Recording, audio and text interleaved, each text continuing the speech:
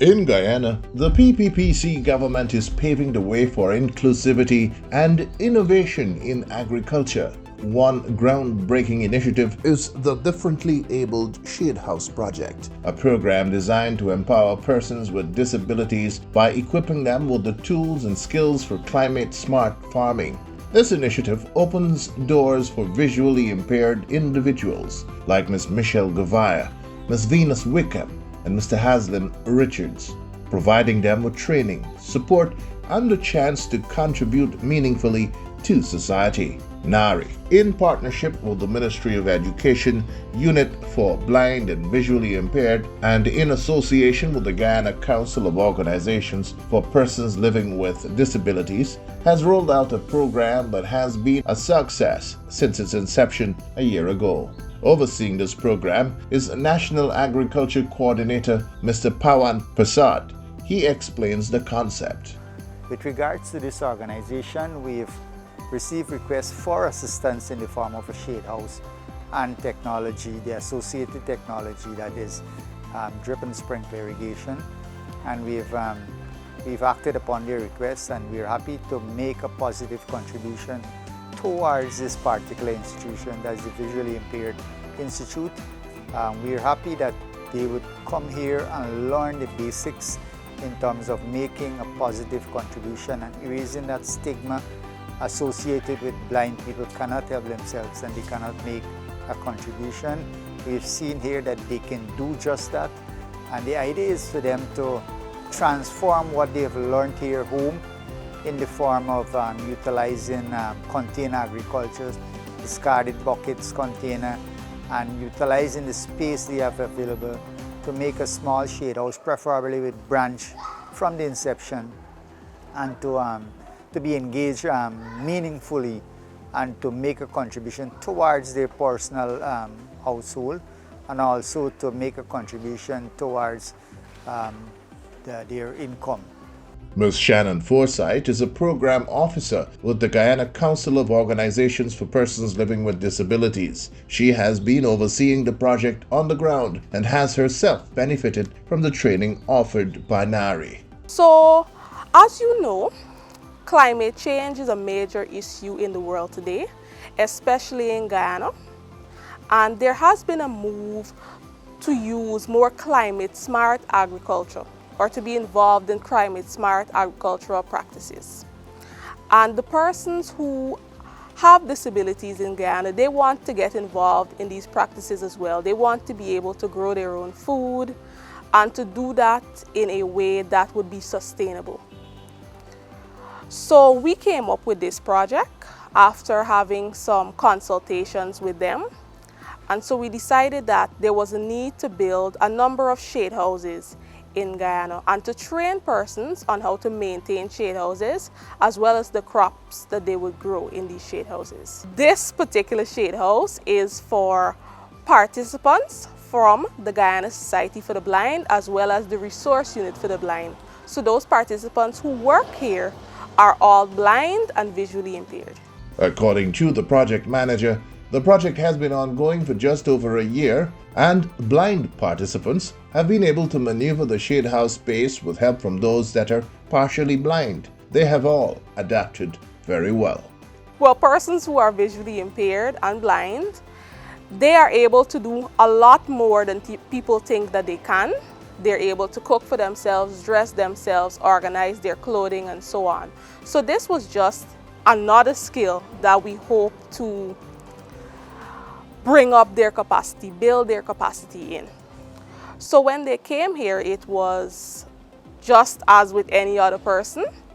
The difference is rather than using, let's say, a measuring tape and measuring out the spaces between the seedlings that was necessary, someone else, a sighted person, would measure, let's say, a stick or a gardening tool that was about the measurement that they required, and they would then use that stick or gardening tool to average how they would plant their seedlings.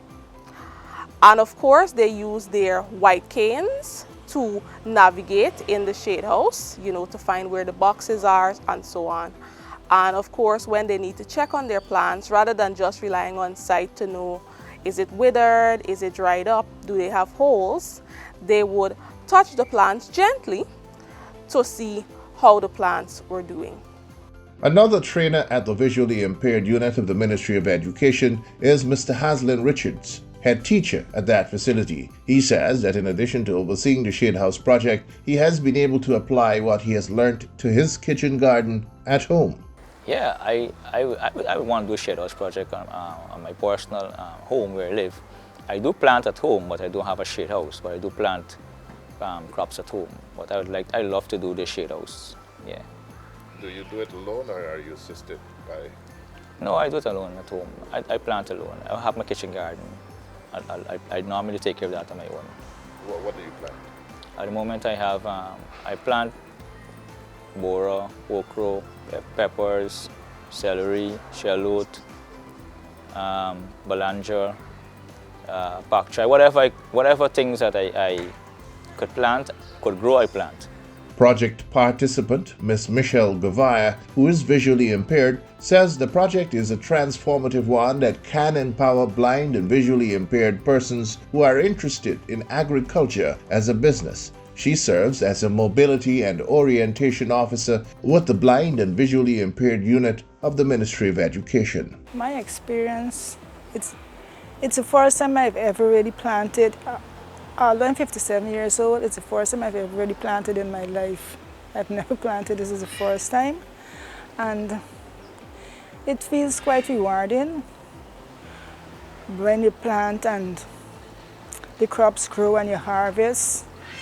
It's a good feeling, and also helping other visually blind members. It feels good. Is this something you think can make a difference in the lives of persons who are blind or visually impaired? Yes. In terms of an income, perhaps? Yes, because for example, the lettuce, it only takes 6 weeks, and after you plant, with careful attention, watering and keeping the beds clean and so, 6 weeks after you harvest. Miss Venus Wickham is blind, but has been finding her way around the garden for some time. She says the Shade House project that involves the blind and visually impaired is a welcome initiative. Well, this project is a good project. It helped me to gain some experience. Okay, for instance, like these lettuce, how we are doing it here. We can just go home and just get seeded and plant it like that. We have to treat the bed, and this is quite an experience for us. You have a rose garden or? I have a rose garden, and I'm now starting a food garden. I had my stuff planted there because what I do is wait until the rain starts to fall, because my garden, my rose garden is something I make up on my own. I just say what I want and I had somebody do it, and so to ease my problems like going and lifting a bucket of water to water them, and so I run pipes right away around the fence, and I turn them on. I could just turn them on, so it makes work quite easy for me. That is why I like my rose garden most of all. So are you thinking of doing some vegetable garden? Yes, but most of all a kitchen garden for home use at the moment. This groundbreaking project has attracted the attention of other categories of differently abled groups and organizations in general. Requests for inclusion are now being considered by government through the Ministry of Agriculture. We've received requests in the form of additional shade houses for other locations across the country, and we're happy to work very closely with them, and it pleases you when you come here and see the type of approach and attitude being displayed. It encourages you to make more contributions, to give more help, and technically to be of assistance to any organization. For 2024, we would have constructed, our total of 219 shade houses would have been constructed across the country, and to date from 2021 to 2024, 604 shade houses constructed, of which 13% were constructed for schools across the country and 20% for farmers group.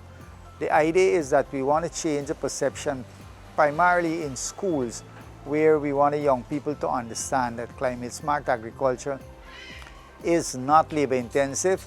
It is a smart way to adapt to climate change, and it can make them or teach them the technology and the practices that can lead them to being entrepreneurs. So basically we are offering a support. We want to kickstart them from a very young age and change that perception that agriculture is backbreaking and it's for the less educated. We've seen that grown and that stigma being erased. So we're happy that students in particular are moving away and moving towards climate smart agriculture. We've seen the benefits of it in schools, and that pleases NARI and the Ministry of Agriculture.